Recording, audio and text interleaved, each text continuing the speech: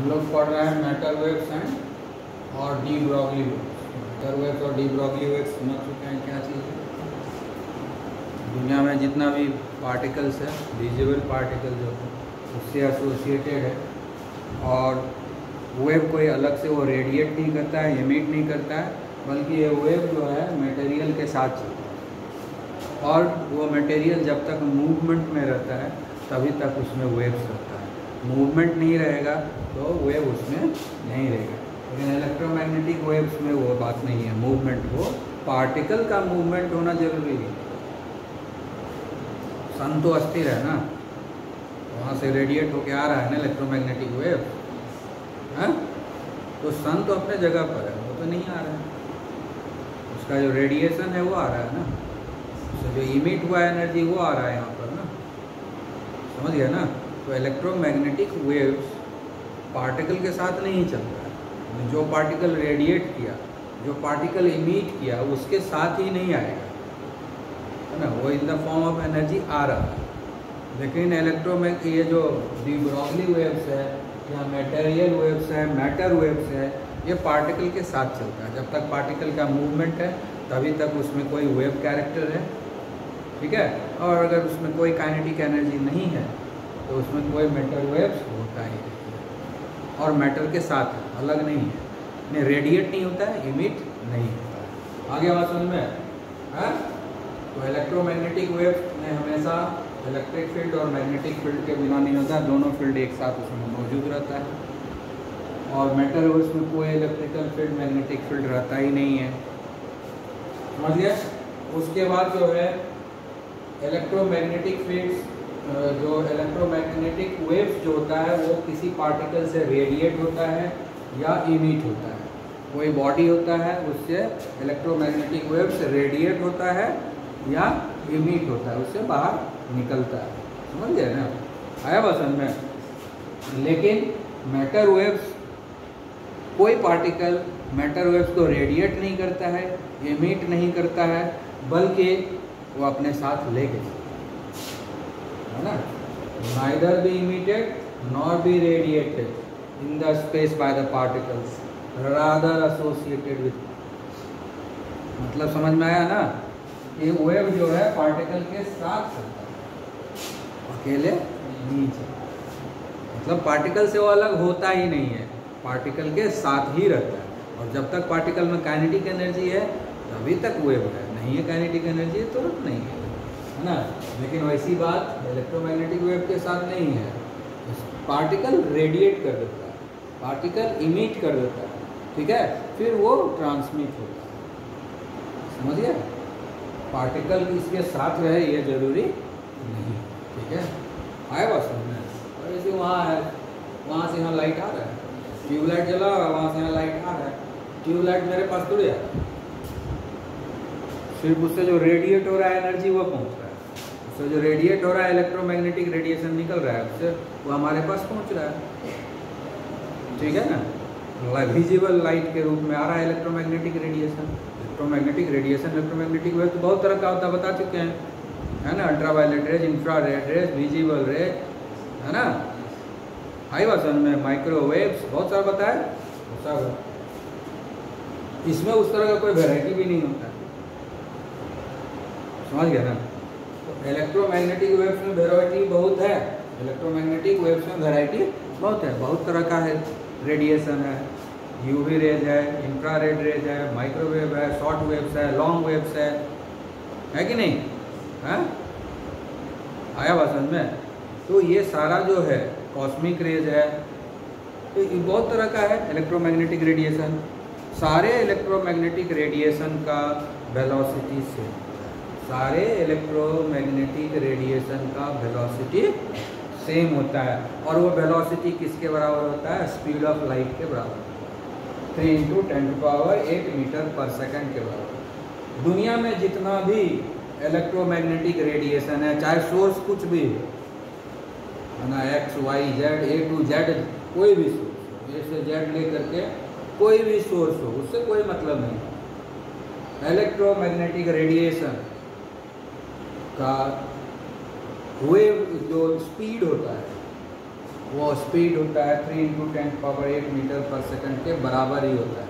Wavelength कुछ भी रहे उससे कोई मतलब नहीं, फ्रीक्वेंसी कुछ रहे उससे कोई मतलब नहीं। जितना भी है इलेक्ट्रोमैग्नेटिक रेडिएशन, सबका वेवलेंथ डिफरेंट है, सबका फ्रीक्वेंसी डिफरेंट है, लेकिन सबका वेलोसिटी सेम है। कितना है? 3 × 10⁸ मीटर पर सेकंड। आगे बात समझ में? लेकिन मैटर वेव जो है इसका वेलोसिटी तो उसके काइनेटिक एनर्जी पर डिपेंड करता है, मटेरियल के ऊपर डिपेंड करता है, मटेरियल में कितना काइनेटिक एनर्जी है, उस काइनेटिक एनर्जी के ऊपर इसका वेव, और किसी भी हालत में इसका वेलोसिटी स्पीड ऑफ लाइट के बराबर नहीं होता है, नॉट इक्वल टू 3 × 10⁸ मीटर। उतना स्पीड पकड़ता ही नहीं है, तब तो ये भी नहीं दिखेगा हमको उतना स्पीड पकड़ेगा।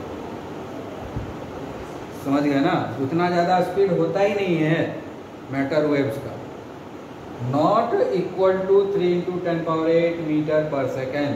मैटर वेव्स कभी भी स्पीड ऑफ लाइट के बराबर नहीं हो सकता है ना? समझ में आया? है?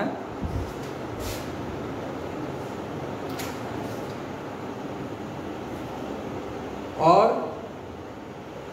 न ही सारे मैटर वेव्स का स्पीड सेम होता है, सारे मैटर वेव का स्पीड डिफरेंट होता है, मटेरियल वेव का स्पीड डिफरेंट होता है।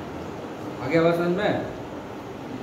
और कभी भी स्पीड ऑफ लाइट के बराबर नहीं होता है उसका, कभी भी उसका स्पीड ऑफ लाइट के बराबर मैटर वेव्स को डी ब्रोगली वेव्स का जो स्पीड है वो किसी भी हालत में लाइट के स्पीड के बराबर हो ही नहीं सकता। और दूसरा चीज़, जितना भी वेव्स है, मटेरियल वेव्स जो भी है, जहाँ से भी हो, वो सोर्स के ऊपर डिपेंड करता है, इसलिए सारे मटेरियल वेव्स जो स्पीड है वो डिफरेंट होता है, क्योंकि वो डिपेंड करता है उस मटेरियल के काइनेटिक एनर्जी के ऊपर।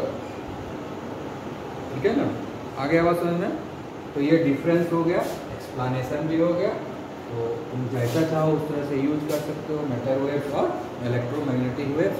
तो दिमाग में रखना है दो तरह का वेव्स होगा, इसको हमेशा मीडियम का ज़रूरत है, इसको विदाउट मीडियम चलता है। समझ गया ना? इसमें जो एजेंट वेव क्रिएट कर रहा है वो भी साथ में चलता है, इसमें कोई ज़रूरी नहीं है कि वो एजेंट साथ में चले। सिंपल एग्जांपल है, ट्यूबलाइट वहाँ है, लाइट हमारे यहाँ पर आ रही है, इलेक्ट्रोमैग्नेटिक वेव से हमारे पास आ रहा है, वो नहीं आ रहा है, उससे जो इलेक्ट्रोमैग्नेटिक वेव्स रेडिएट हुआ वो हमारे पास पहुँच रहा है, रेडिएशन हमारे पास पहुँच रहा है। ठीक है? समझ में आ गई बात? क्लियर?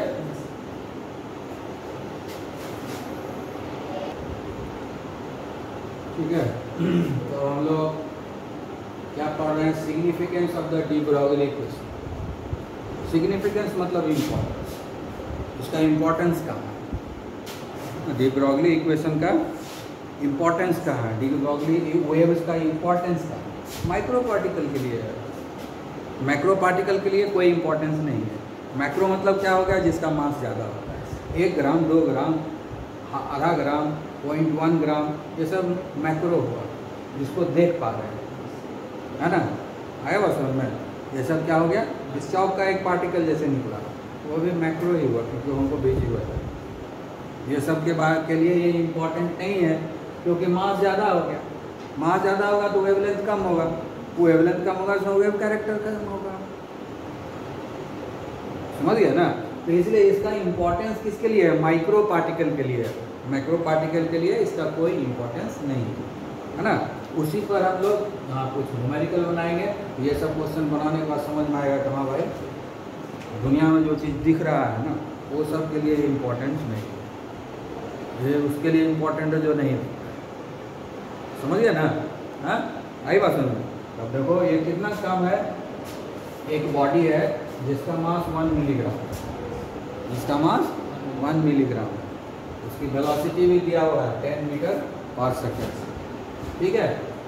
तो कह रहा है वेवलेंथ कैलकुलेट कीजिए इस बॉडी का। देखो वेवलेंथ कितना कम होगा, बहुत ही कम होगा वेवलेंथ। ठीक है? तो हमारे पास क्या निकालना क्या है? वेवलेंथ दिया हुआ क्या है हमारे पास? मास दिया हुआ है कितना? 1 मिलीग्राम, लेकिन हम तो कैलकुलेशन करेंगे एसआई यूनिट में। एसआई यूनिट में मास का यूनिट क्या होता है? हाँ हाँ क्या? हाँ किलोग्राम होगा। हाँ तो 1 मिलीग्राम में क्या होगा? 10 to the power 6 kg, 10 to the power -6 kg होगा। तो 1 kg में 10 टू द पावर 6 मिलीग्राम होता है ना। हाँ 1 kg में 10 to the power 6 gram milligram होता है। आगे बात समझ में नहीं समझ में आता है तो इसको पहले ग्राम में कन्वर्ट करो। 1000 से भाग दे दोगे तो ग्राम में कन्वर्ट हो जाएगा ना। हाँ ग्राम में कन्वर्ट हो गया। और ग्राम को जब भाग दे दोगे 1000 से तो केजी में कन्वर्ट हो जाएगा।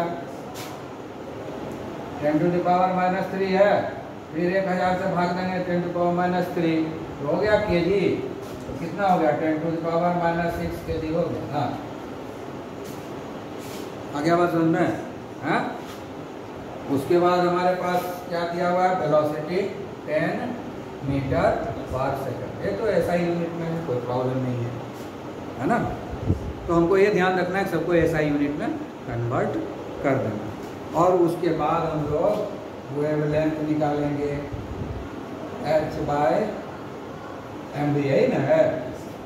तो h का वैल्यू कितना है? 6.6 × 10 to the power -34 joule second है ना। मास हमारा कितना हो गया? 10 टू द पावर -6 kg। हाँ और वेलोसिटी कितना हो गया? 10 मीटर पर सेकेंड। हाँ ठीक है ना।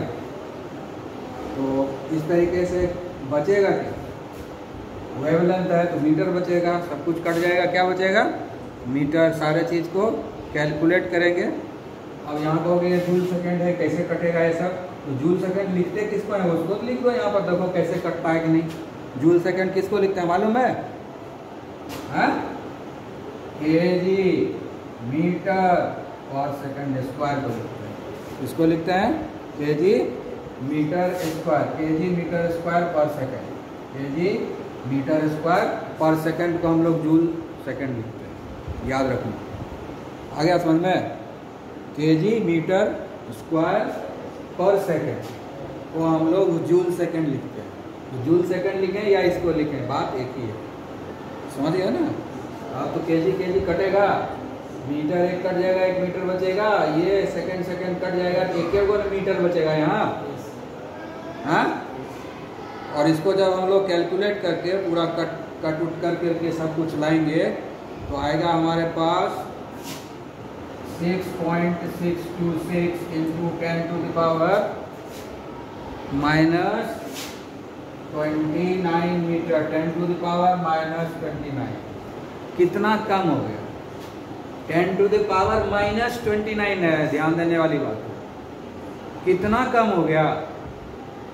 हाँ मतलब नेग्लिजिबल अमाउंट में वेवलेंथ है।